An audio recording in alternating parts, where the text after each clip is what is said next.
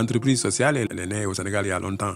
Donc j'allais même dire qu'en fait c'est un réflexe naturel en fait que les gens ont de créer une entreprise donc pour les besoins sociaux qu'ils ont, pour faire la différence sur les différents handicaps qu'ils ont accusés dans le domaine économique et dans les autres domaines.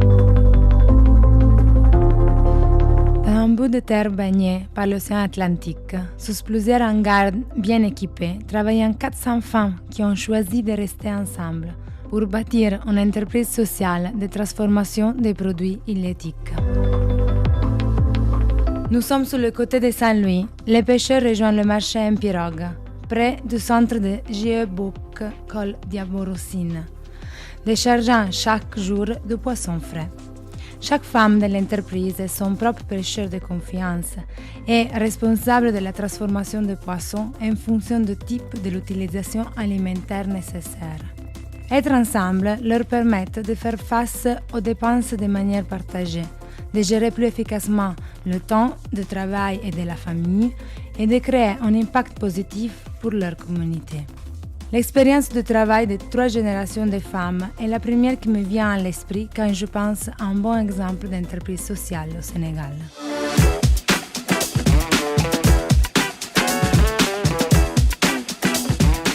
Je suis Elena De Giosa et je travaille pour l'ONG CISV en tant que coordinatrice du projet Provives, financé par l'Agence italienne de la coopération pour le développement, avec le soutien d'entreprises sociales sénégalaises, et ça, c'est le podcast social.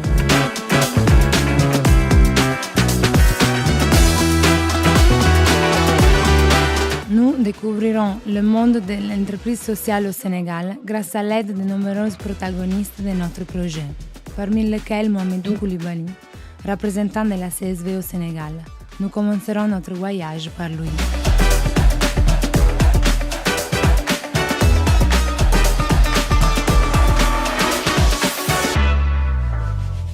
Je pense qu'aujourd'hui, la coopération pourrait être orientée à soutenir surtout les entreprises sociales qui connaissent réellement les besoins des entrepreneurs sociaux, qui connaissent réellement un peu les réalités de terrain et qui pourront apporter des solutions particulières, spécifiques liées aux populations locales. L'équipe de projet Provives est composée par 3 ONG italiennes, CSV, Enlevia et Rete, avec la collaboration de Mercato Circolare, il CISAO de l'Université de Turin, PINAR Collab de l'Université de Florence Prato et des partenaires sénégalais, Capersas, le cabinet Esper et FAPAL.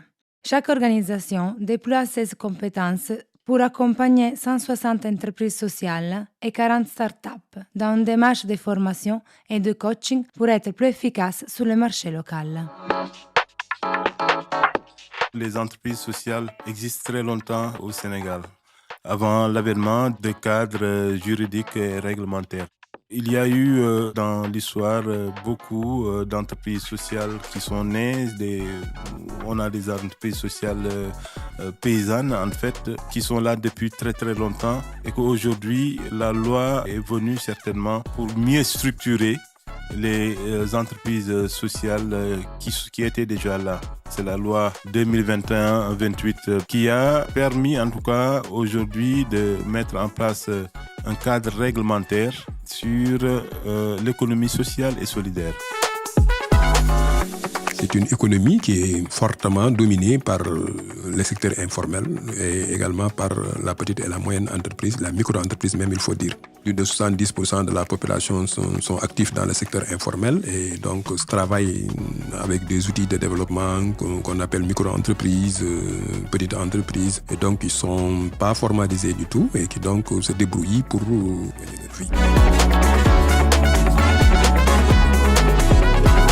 Il était Mohamedine Diop, directeur de Caper, une entreprise à but social qui accompagne les petites et moyennes entreprises pour agrandir leur compétitivité sur le marché.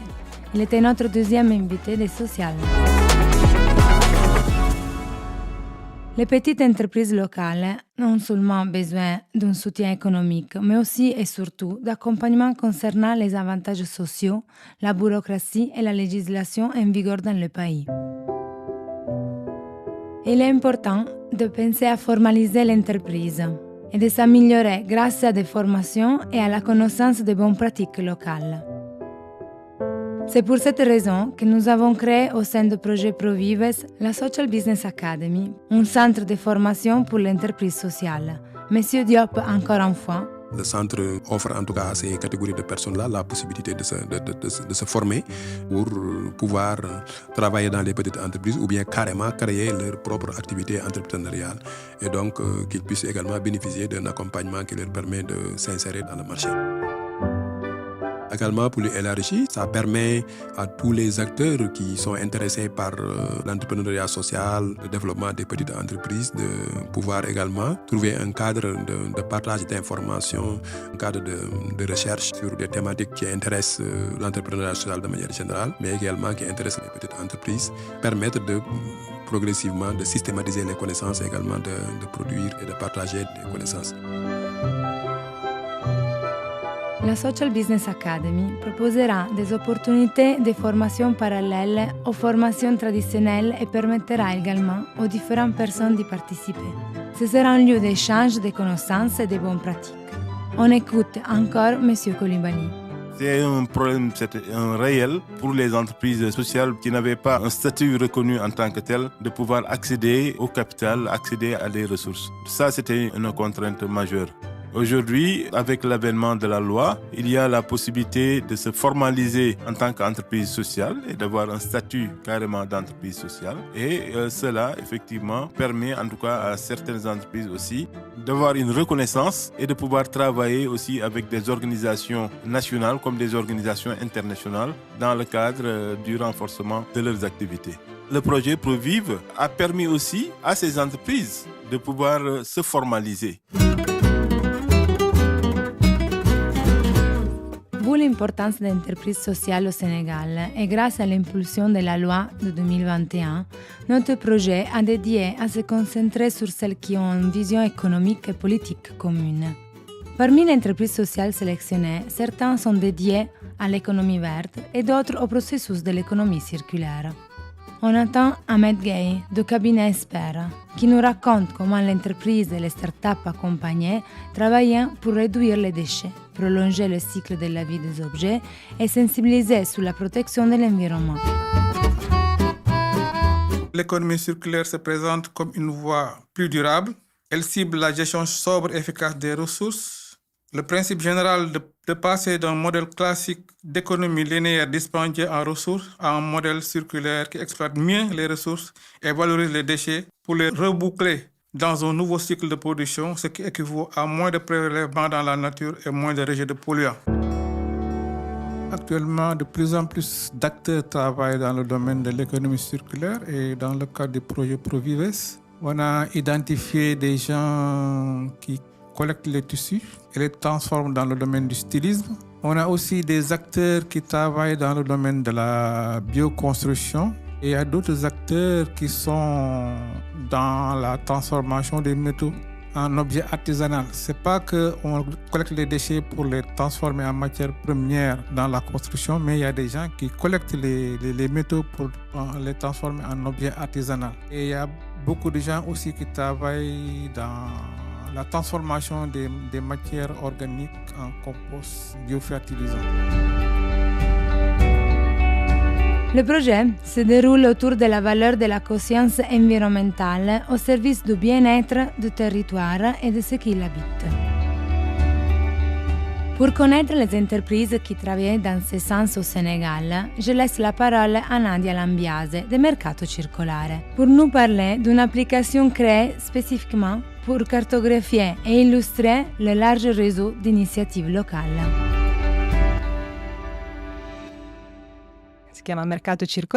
Cela s'appelle Mercato Circolare et c'est l'outil technologique qui nous considère comme protagonistes aux côtés des autres partenaires du projet au Sénégal. Parce que l'application permet de cartographier les acteurs du terrain, qui peuvent être en Italie ou au Sénégal, qui s'occupent de l'économie circulaire. L'utilisateur peut donc entrer en contact direct avec ces entités, qui sont plutôt des entreprises. Des entreprises qui s'adressent soit au consommateur final ou à d'autres entreprises. Et vous que nous listons aussi des événements plus culturels, toujours sur le thème de l'économie circulaire, car ce n'est pas seulement marcher, acheter, vendre, mais aussi participer, s'informer, comprendre. Donc on trouve aussi tous les événements, y compris culturels, sur le thème de l'économie circulaire, et depuis quelque temps, cet outil numérique est un outil qui pouvait être utilisé dans les projets Proviv pour réseauter différents acteurs et donner de la visibilité aux entreprises elles-mêmes, créer un réseau également entre entreprises. Sociale, circulaire et verte. Les entreprises Proviv sont aussi agricoles. Avec un parcours de formation et de soutien, nous accompagnons certains producteurs vers la transition agroécologique, encourageant la production et la consommation des produits locaux. Le retour à une agriculture plus durable est essentiel pour garantir à la terre une vie plus longue et aux communautés une alimentation plus saine. Malik Sow de la FAPAL nous parle de l'importance de ces paris. C'est cette agriculture productiviste qui a détruit notre environnement pour l'essentiel. Quand on parle de préservation des ressources naturelles, il y a toute cette dimension agroécologique qui est dedans. Il y a le reboisement, il y a la fertilisation des sols, il y a tout ce qui concerne la faune et la flore. Donc pour tout ce qui concerne à la régénération de nos sols, pour booster et restaurer nos capacités de production. Aujourd'hui, avec les résultats que nous avons eus par l'agriculture productiviste, les gens ont pris conscience qu'il fallait marquer le pas et retourner en arrière. C'est pourquoi aujourd'hui, quand on parle d'agroécologie, c'est comme si c'était quelque chose de nouveau, or que pour nous, ce n'est pas quelque chose de nouveau, c'est un retour aux sources et aux façons de faire qui sont plus durables.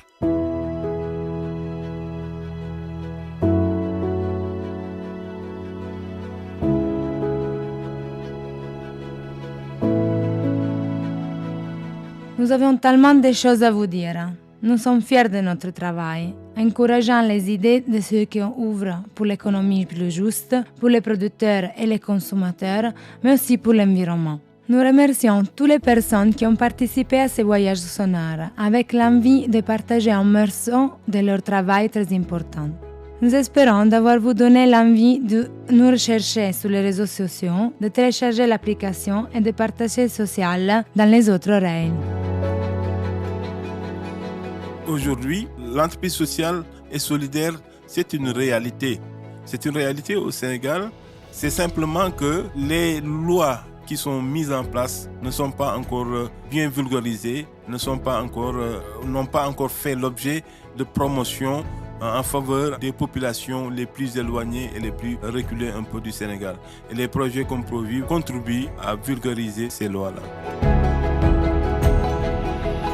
Faire son entreprise sociale, créer son entreprise sociale, c'est simplement développer, de gagner son autonomie économique, son autonomie sociale, son autonomie intellectuelle, mais également son autonomie du point de vue moral, en mettant l'humain, l'humanité, la communauté au centre de ses préoccupations.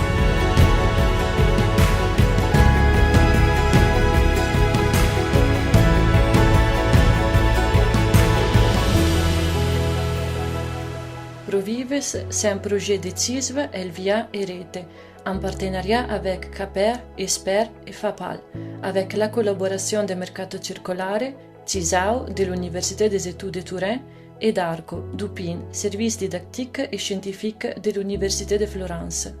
Cette publication a été réalisée avec le soutien de l'Agence italienne pour la coopération au développement. Le contenu de cette publication relève exclusivement de la responsabilité de CISV et ne reflète pas nécessairement les points de vue de l'agence.